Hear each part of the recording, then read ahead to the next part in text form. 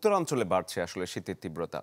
প্রতি সকালে হিমেল হাওয়া এবং ঘন কুয়াশায় ঢাকা থাকে চারপাশ। আরো বিস্তারিত জানাতে ঠাকুরগাঁও থেকে ফাতেমা ছোকরা যোগ দিয়েছেন। ফাতেমা, কেমন পড়লো ঠাকুরগাঁয়ে শীত, এবং বেশি শীত পড়লে নিম্নবিত্ত মানুষের খুব কষ্ট হয়ে যায়, কি অবস্থা সেখানে?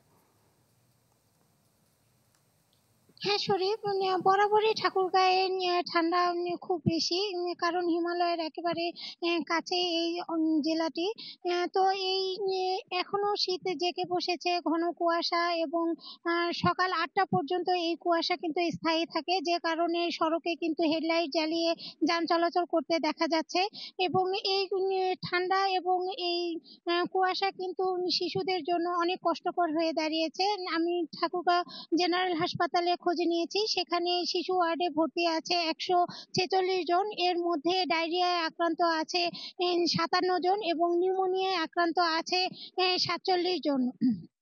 তো আপনারা যেটা জানেন যে ঠাকুরগাঁয়ে বরাবরই শীত বেশি। এই শীতের কারণে কিন্তু নিম্নবিত্ত মানুষ কিন্তু অনেকটাই অসহায় হয়ে পড়ে, এবং আমি জেলা প্রশাসকের সঙ্গে কথা বলেছি। তিনি যেটা জানিয়েছেন যে শীতের অনুদান এবং শীতবস্ত্র তারা ১৬ই ডিসেম্বর থেকে হয়তো বিতরণ করবে, যে কারণে কিন্তু বরাদ্দ কিন্তু চলে এসেছে, এবং হয়তো ১৬ই ডিসেম্বর থেকে এই শীতবস্ত্র মানুষের মধ্যে বিতরণ শুরু করা হবে। তো এই ছিল শরীফ ঠাকুরগাঁয়ের শীত পরিস্থিতি। ঢালাইয়ে দৃঢ়তা, নির্মাণে নিশ্চয়তা, প্রিমিয়ার সিমেন্ট, ঢালাইয়ের রাজা।